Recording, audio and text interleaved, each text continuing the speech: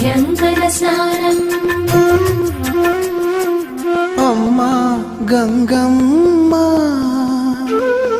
కృష్ణమ్మకు చెప్పమ్మా కష్టం కలిగించొద్దని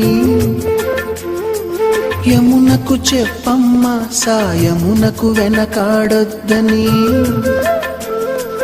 గోదారికి కావేరికి ఏటికి సెలయేటికి కురిసేటి జడివానకి